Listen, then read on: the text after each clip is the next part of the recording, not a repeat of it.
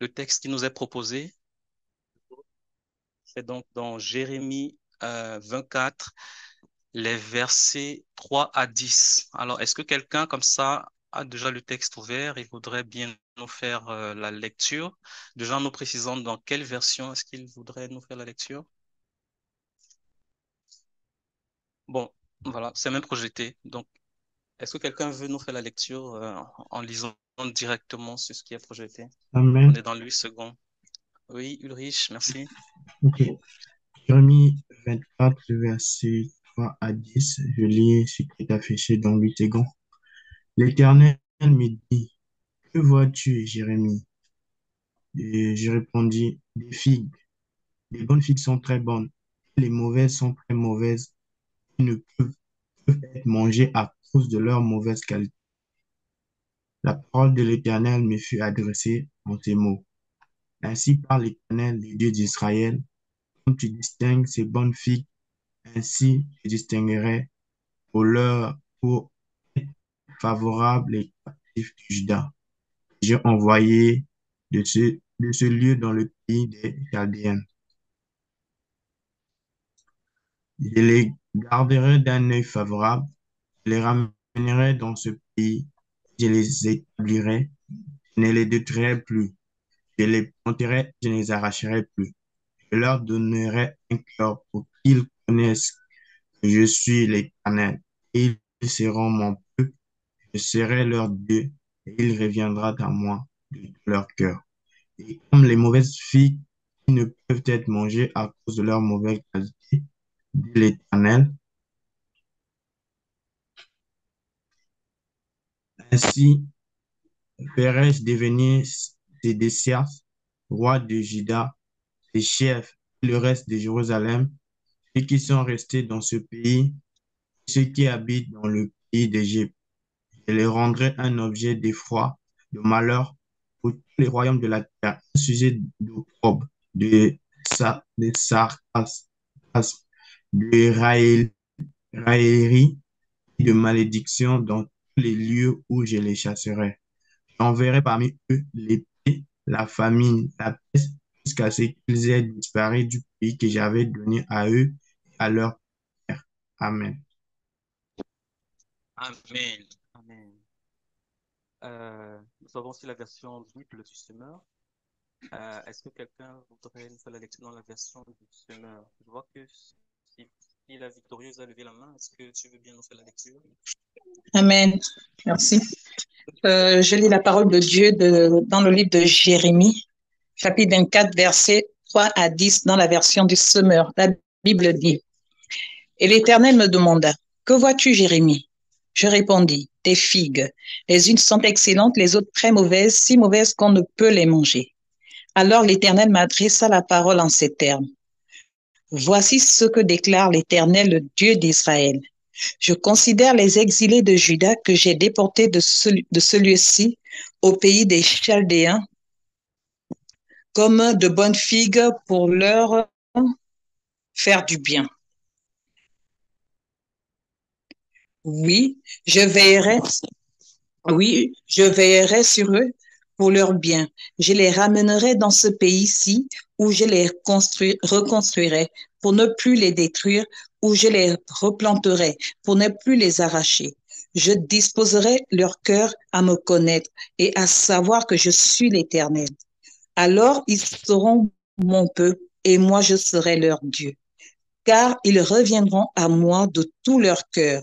Mais, déclare l'Éternel, je traiterai Sédécias, roi de Juda, ses chefs et ceux qui subsistent de Jérusalem, ceux qui restent dans ce pays et ceux qui se sont réfugiés en Égypte, comme de mauvaises figues qui sont si mauvaises qu'elles ne sont plus mangeables.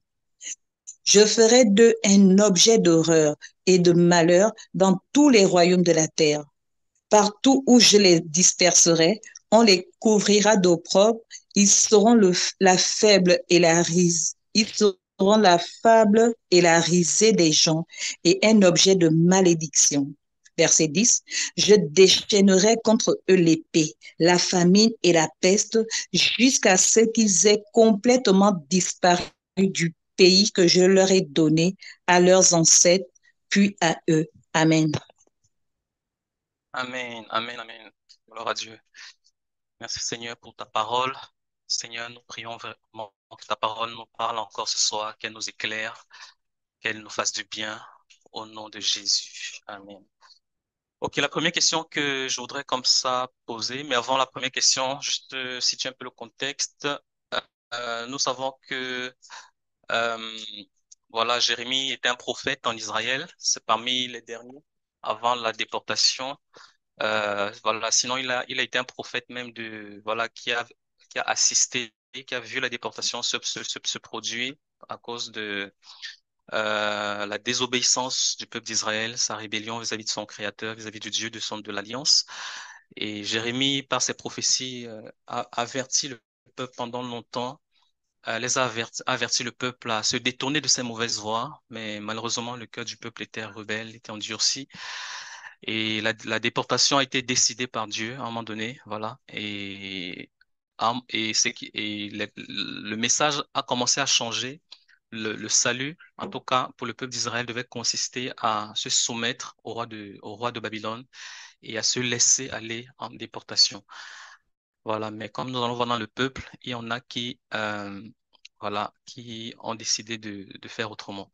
Donc, comme ça, donc la première question que je voudrais poser en nous basant sur les versets 3 et 4, c'est de savoir, est-ce que quelqu'un peut nous dire ce que Jérémie voit? Voilà. Qu'est-ce que Jérémie pouvait voir, en fait, dans cette vision que le Seigneur lui a présentée? Est-ce que quelqu'un voudrait répondre, voudrait nous dire? Oui, Joël. Je vois Joël. Oui, Joël, je crois que c'est Joël la première qui a levé la main. Oui. Donc, dans ces passages, on nous montre que Jérémie voit deux paniers de figues. Donc, un panier Mhm, de figues et un panier de mauvaises figues. Amen. mhm. Amen, exactement. On a un panier de figues, de bonnes figues, et un panier de mauvais figues. Je pense que c'est assez monumental dans le texte. Il n'y a pas besoin d'insister dessus. Et donc, en nous basant sur les versets 5 à 10 maintenant, quelqu'un peut nous dire, bon, c'est pas une seule personne, chacun va essayer de parler, que représentent les bonnes figues? Et d'autres personnes pourront nous dire que représentent, d'après nous, les mauvaises figues. Que représentent les bonnes figues? D'après le texte, hein, les versets 5 à 10, et que représentent les mauvaises figues dans le texte, les versets 5 à 10.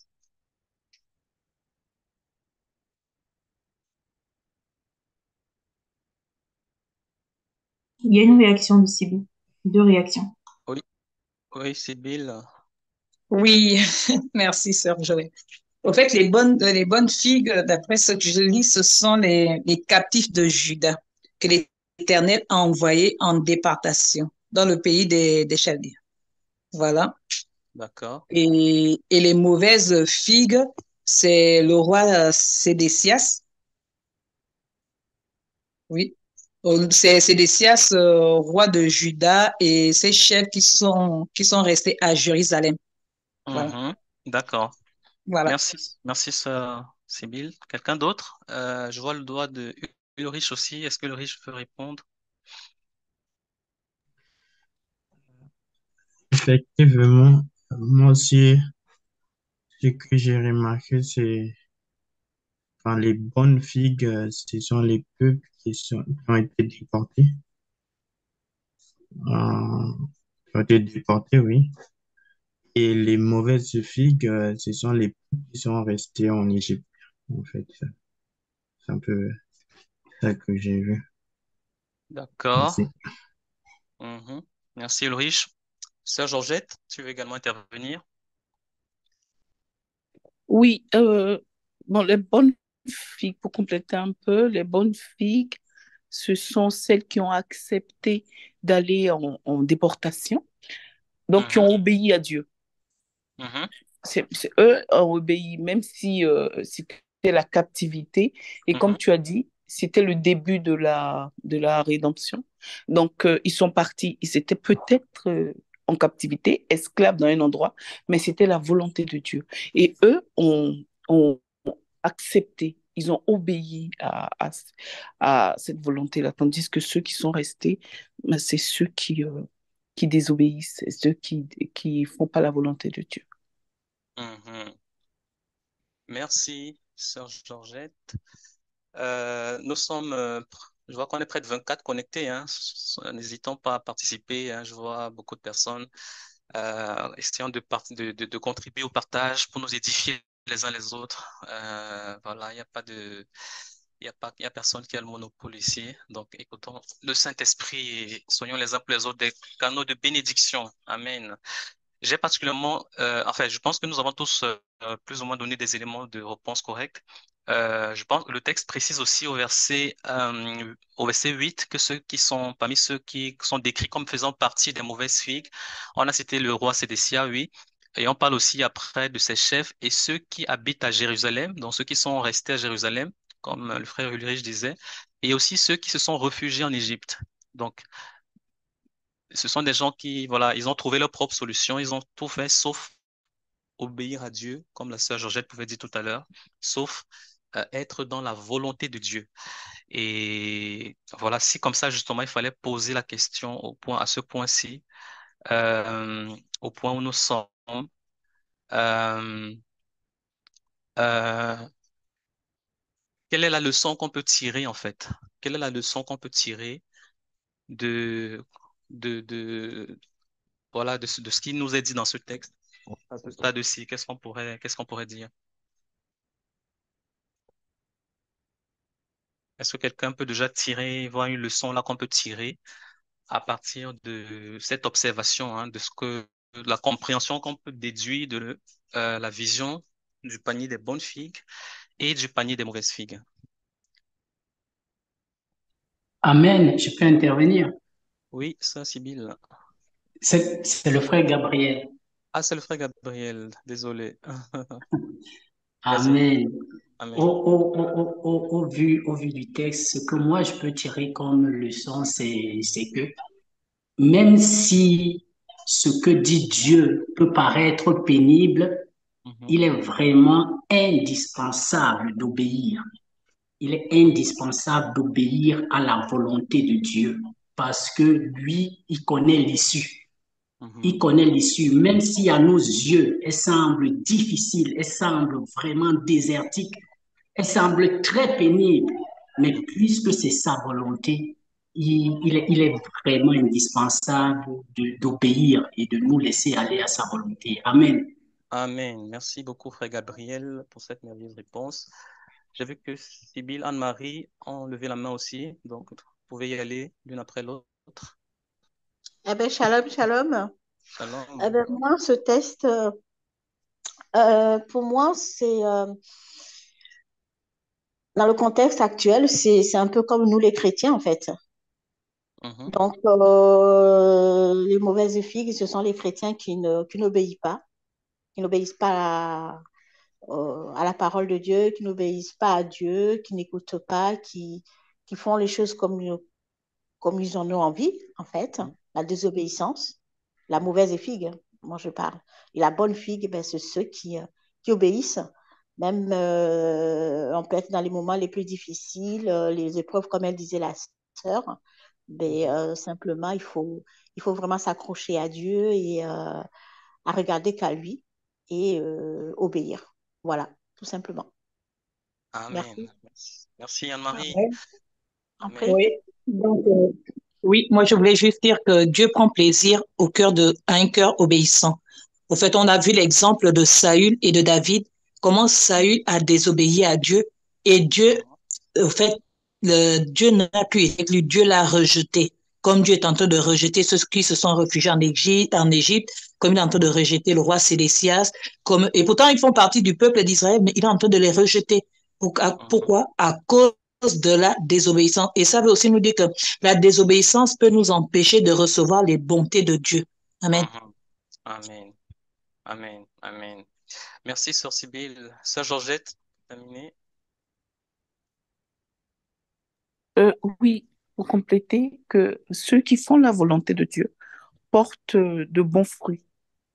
Mhm, Et a priori, ceux qui ne font pas la volonté, euh, portent, ont des mauvais fruits. Donc, nous sommes normalement chrétiens porteurs de fruits. Nous devons porter des fruits pour les autres. Donc, ceux-là, voilà, marcher dans la volonté de Dieu nous donne de porter, de donner beaucoup de fruits, de bons fruits. Amen. Amen.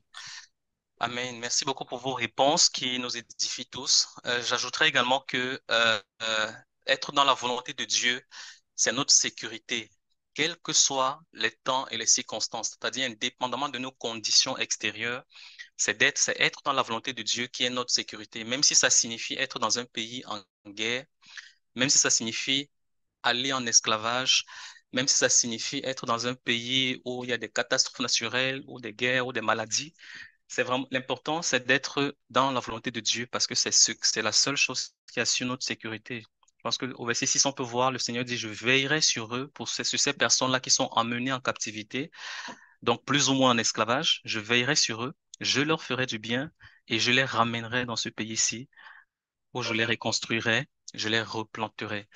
Et pour moi, je pense que c'est vraiment très encourageant, en particulier dans ces temps que nous vivons. Nous connaissons un peu l'actualité prophétique dans les temps où nous sommes. Et je pense que cette parole est vraiment d'actualité. Donc, l'autre chose que je voulais dire, euh, c'est, enfin, pas dire, mais nous inviter à considérer, à méditer, c'est comment faire pour pour s'assurer de devenir de bonnes filles devant le Seigneur, d'une part, et comment faire pour éviter de devenir de mauvaises figues.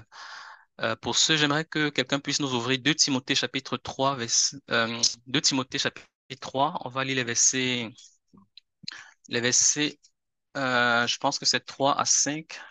Et puis quelqu'un d'autre va ouvrir Luc 4, versets 4 à 15. Si on peut lire rapidement, hein. D'abord 2 Timothée en tout cas. Si y a le temps seulement, on va lire aussi Luc.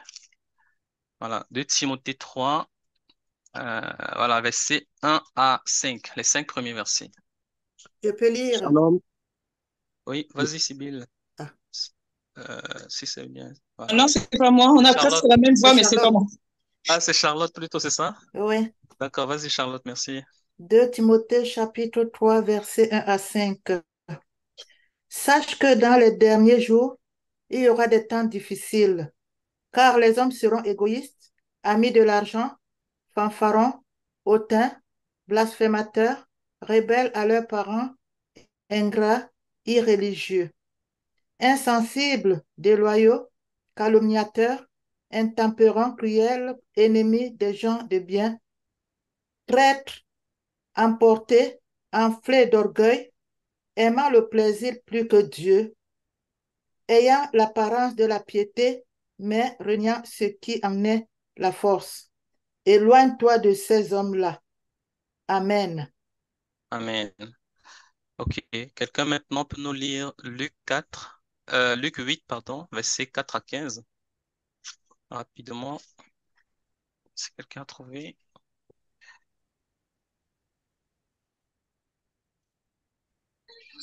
Je peux lire. Oui, vas-y, grâce. Ok. Luc chapitre 4, Luc 8, pardon. C'est ça? Oui, 8, 4 à 15. Ok. Luc chapitre 8, verset 4 à 15. Ok. Une grande foule s'étant assemblée et des gens étant venus de diverses villes auprès de lui, il dit cette parabole. Un semeur sortit pour semer sa semence. Comme il semait, une partie de la semence tomba le long du chemin.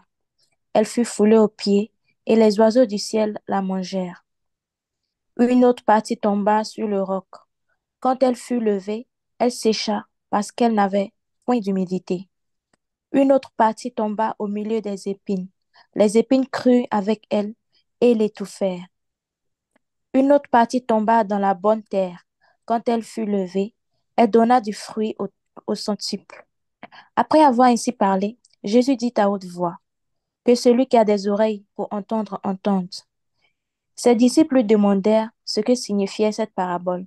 Il répondit, il vous a été donné de connaître les mystères du royaume de Dieu, mais pour les autres, cela leur est dit en parabole, afin qu'en voyant, ils ne voient point, et qu'en entendant, ils ne comprennent point.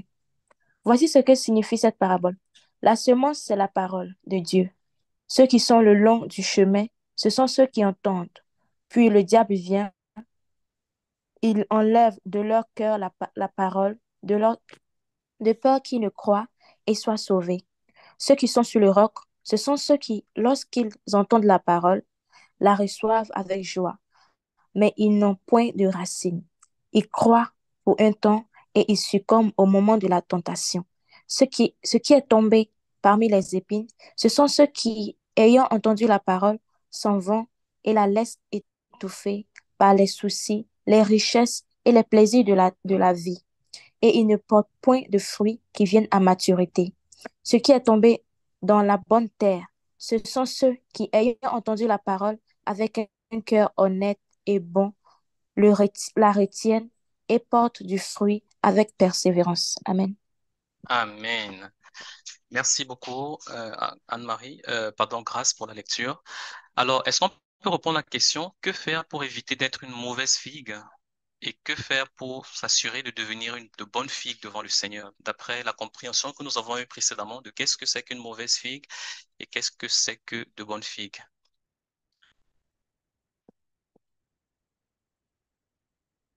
Oui, si la victorieuse. Pour être une bonne figue, nous devons mettre en pratique la parole de Dieu. Et pour être une mauvaise figue, on peut seulement l'écouter et ne pas la mettre en pratique. Amen. Amen. Merci beaucoup. Joël? Alors moi, si je me base sur le test de Jérémie, pour être une bonne figue, il faut être déjà obéissant à la volonté de Dieu, et aussi avoir un cœur repentant, un cœur qui revient à Dieu, qui est repentant. Et au-delà de cela, il faut aussi pouvoir accepter la parole de Dieu et la mettre en pratique, comme la sœur Sibylle l'a mentionné plus tôt. Amen. Amen. Amen. Oui, sœur Georgette. Ensuite, Anne-Marie. Euh, ou Anne-Marie d'abord, je sais pas. Je vois que Georgette a baissé la main. Ouais. Moi, c'est vraiment avoir la crainte de Dieu. Mhm. Avoir la crainte de Dieu. Ouais. Voilà. Merci. Je vois Mhm. que dans le chat, certains donnent des réponses. Charlotte dit écouter la parole de Dieu et la mettre en pratique. Blessing dit il faut garder la semence de Dieu, qui est sa parole. Voilà, donc écouter la parole de Dieu, la mettre en pratique pour être de bonnes figues. Voilà, merci.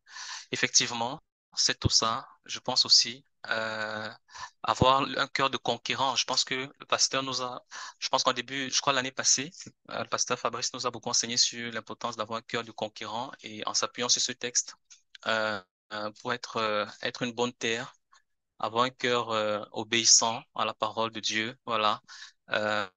Quel que soit ce que ça peut nous coûter, comme une sœur pouvait insister tout à l'heure, parce que parfois, on se fie un peu trop à nos conditions extérieures et voilà, ça peut nous pousser à prendre parfois de mauvaises décisions si on réagit par un sentiment d'insécurité en se basant sur ce qu'on voit, sur ce qu'on ressent, sur nos conditions extérieures, plutôt que en nous basant sur ce que Dieu dit, sur sa parole, sur ses promesses.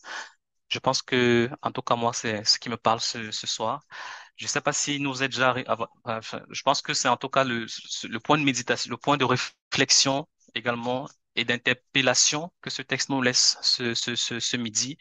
Est-ce qu'il nous est déjà arrivé de prendre des décisions basées sur la pression de nos circonstances, basées sur la pression des difficultés extérieures, plutôt que sur euh, la direction de Dieu que nous avons reçue dans nos cœurs et qui est reçue dans la paix et dans le calme. Est-ce qu'il nous est déjà arrivé d'agir sur le coup de la précipitation? Chacun va méditer là-dessus et vraiment parler au Seigneur et prier afin de recevoir la grâce d'être établi dans ce cœur-là qui est comme une bonne figue devant le Seigneur, qui est comme une bonne figue devant le Seigneur. Amen. Nous allons tous se lever la voix et prier et puis je vais conclure. Père, nous te rendons grâce pour cette étude, cette méditation ce midi. Merci pour cette parole qui nous montre encore, Seigneur, en quoi consiste le véritable véritablement le fait de t'obéir? Jusqu'où est-ce que comment est-ce que tu voudrais que nous apprenions à t'obéir? En particulier, Seigneur, lorsque nos circonstances naturelles, parfois nous mettent une certaine pression, parfois lorsque, Seigneur, nos circonstances naturelles nous imposent une certaine difficulté, que nous apprenions, Seigneur, à ne pas nous fier, Seigneur, à la difficulté que nous imposent nos circonstances, à ne pas nous laisser entraîner par la panique que pourrait nous inspirer, Seigneur, peut-être un climat d'insécurité, mais vraiment, Seigneur, d'apprendre à considérer que c'est le fait de t'obéir, le fait de marcher dans ta volonté, le fait de rester, de demeurer dans ta volonté, qui est notre sécurité suprême, notre sécurité ultime. C'est de demeurer près de toi, c'est de demeurer dans ta présence. Et Seigneur, nous voulons avoir en toi cet enracinement. Nous voulons avoir en toi cette confiance. Nous voulons vraiment te présenter encore nos cœurs en sacrifice vivant, Seigneur, notre volonté, te la soumettre, nous laisser vraiment briser entièrement, Seigneur, avec ce désir, Seigneur, d'être vraiment liés à ta volonté, liés à ta parole, afin de la laisser nous entraîner partout, Seigneur, où tu nous commanderas par ton esprit. Et nous avons vraiment besoin de cette direction, de cette sensibilité, en particulier dans cet temps, Seigneur, dans cette saison. Merci pour cette sensibilité dans nos cœurs, cette disposition de cœur, au nom de Jésus-Christ. Nous voulons être ces personnes de qui tu pourras dire, je serai leur Dieu et ils seront mon peuple. Nous voulons entrer encore plus profondément en toi dans cette alliance, Seigneur, d'intimité, de communion, au nom de Jésus. Mais c'est parce que tu règnes sur nos cœurs, tu règnes sur nos vies, et nos vies sont bénies. Cet après-midi est béni, cette semaine est bénie pour moi et mes frères, au nom de Jésus-Christ. Amen. Amen, amen. OK. Nous venons de terminer avec le temps de méditation.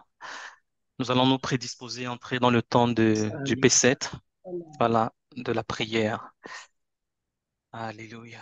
Merci Seigneur. Amen, amen.